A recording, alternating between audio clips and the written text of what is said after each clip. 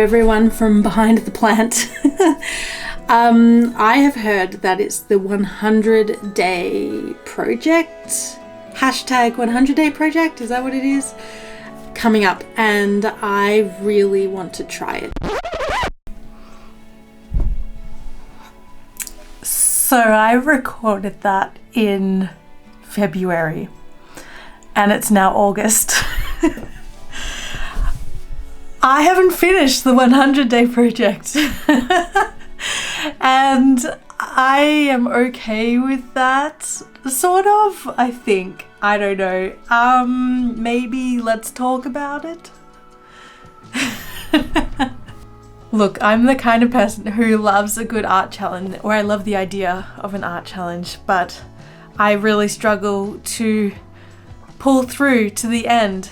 I do quite well with, like, if I give myself a project at the end of it that is needed to be on sale at a certain time in my shop.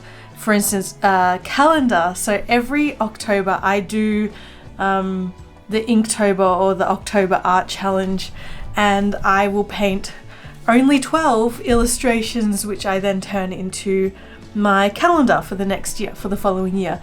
And I've been really good at that for the last 4 years. And then when I heard about this 100-day project, I was like, I can do that, easy peasy. I prepared all of this paper. So what I did was I got giant pieces of really beautiful, thick watercolor paper, like really thick, really beautiful stuff. Pre-painted it, cut it up into squares, and I was like, how easy is this? I've got all my backgrounds prepared. All I need to do is my little doodles on top and it will be all groovy.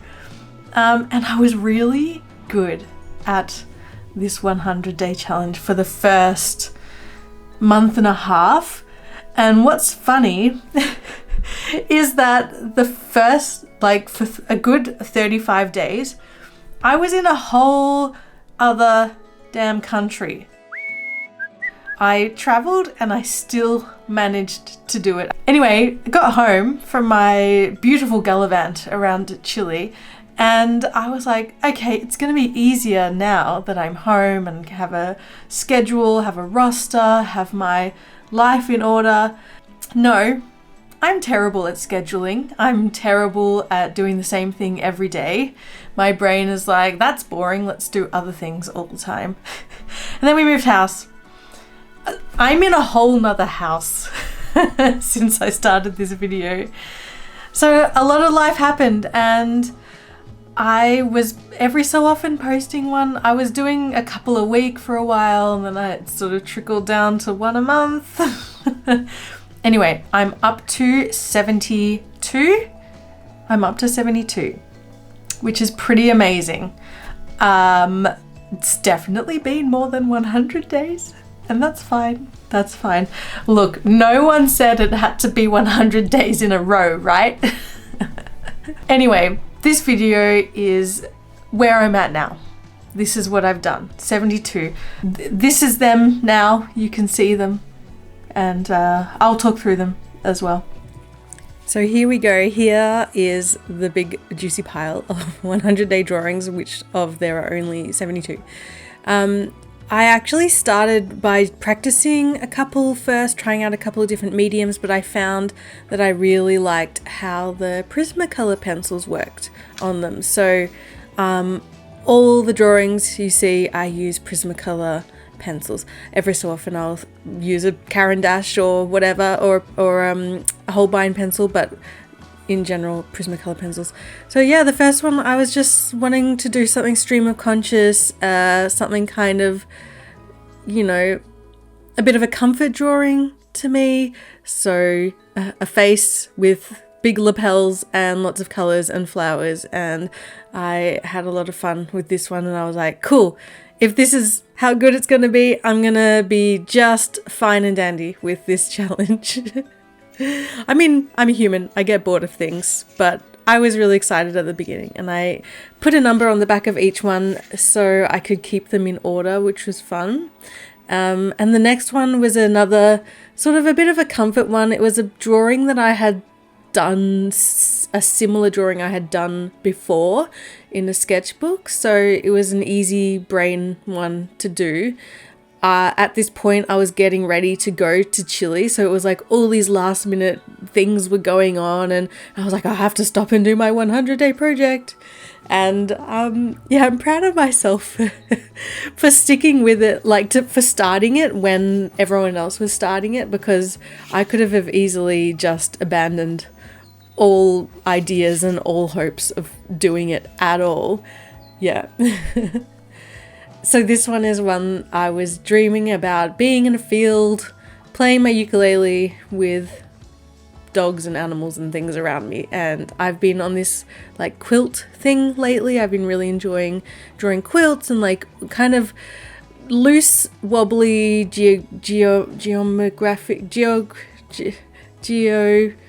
shapes. Good words.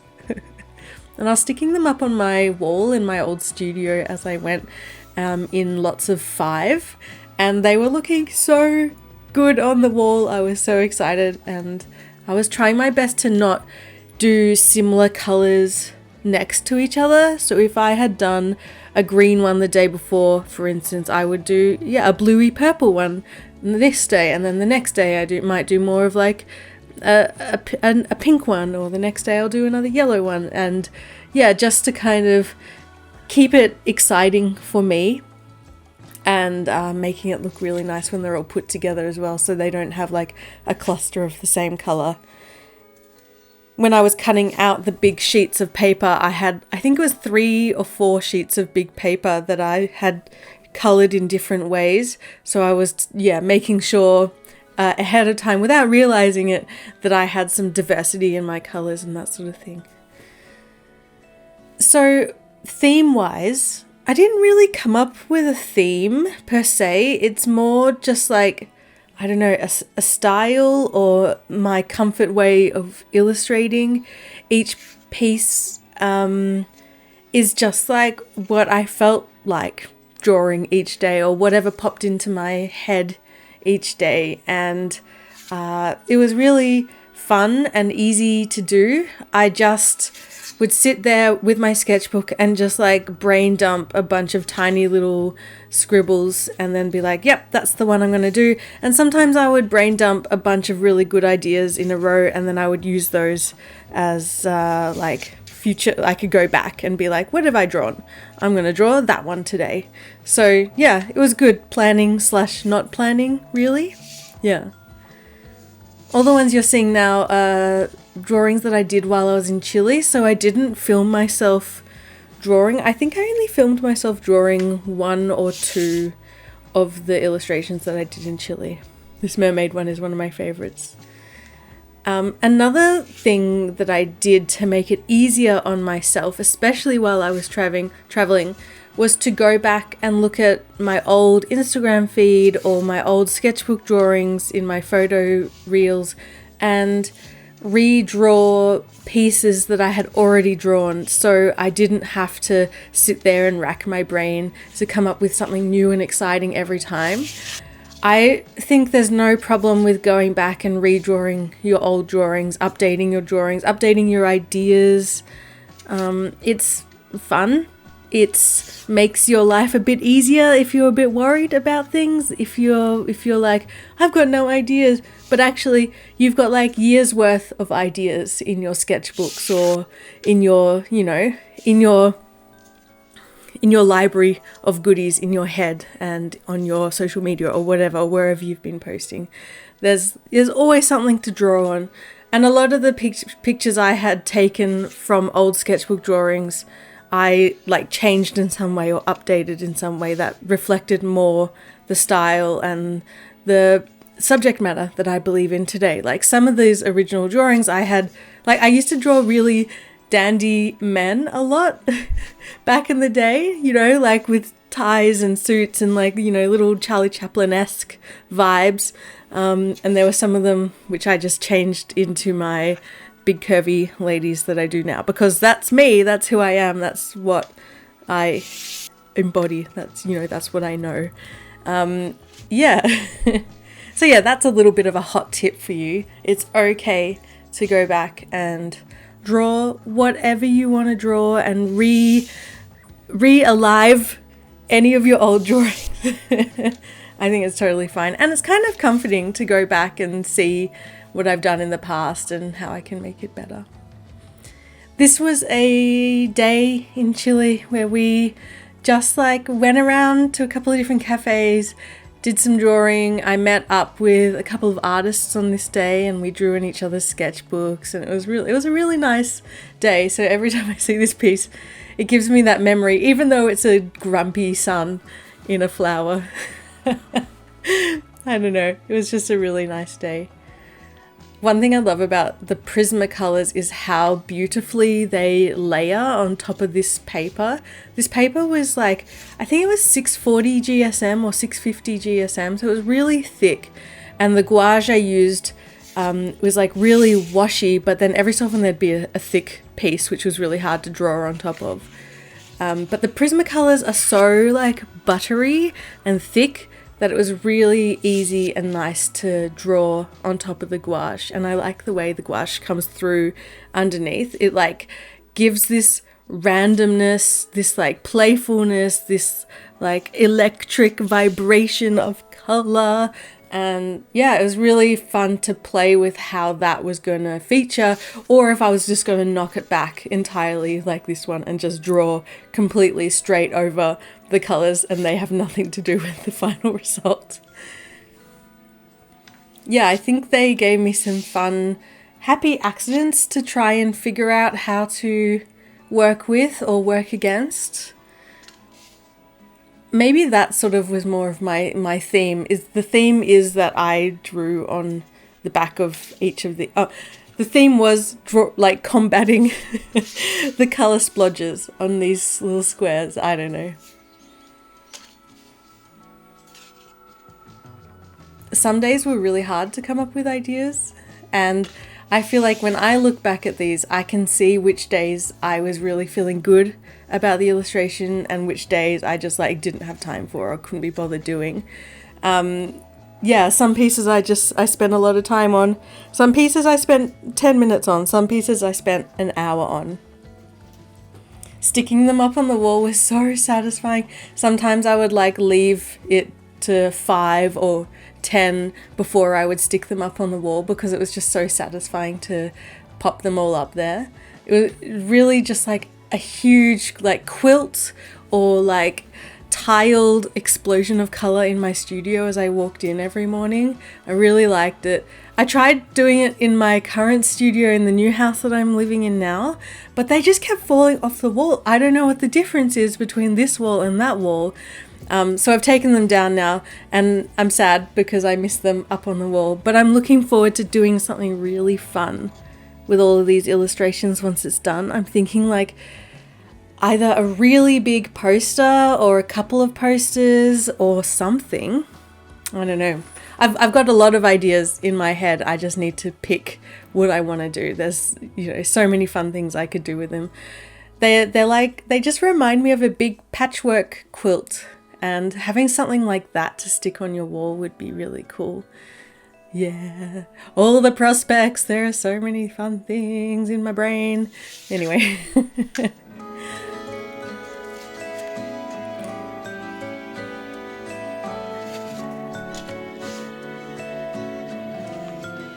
It's been really nice going back and doing a bunch of illustration style pieces again. I've been doing a lot of landscapes and a lot of like portraits, sort of veering to the more realistic edge of my edges. And I always come back to illustration and playing with shapes and playing with flow and like ideas and storytelling. So it's been nice doing this 100-day challenge to actually sit down and make a little illustration every time. And I try to tell a story in each one. Sometimes it's simple, sometimes it's more abstract, sometimes it's more, obvious. So yeah, I don't know, I've just been really enjoying doing illustration because I feel like that is at my base like who I am and the art style that I always go back to and that I get the most satisfaction out of doing when I do a good drawing that I'm proud of. Yeah, that's it. I think trying to tell a story in a small illustration. Maybe that's the theme. I don't know. I'm just making it up right now as I'm blethering along. But yeah, maybe my theme for this 100-day project is making a small illustration each day, which tells a story. Big, large, medium story, whatever story. There is something in each illustration, I feel like, that can be turned into a story. In your brain. Or not. It can just be a pretty picture as well. There's nothing wrong with that.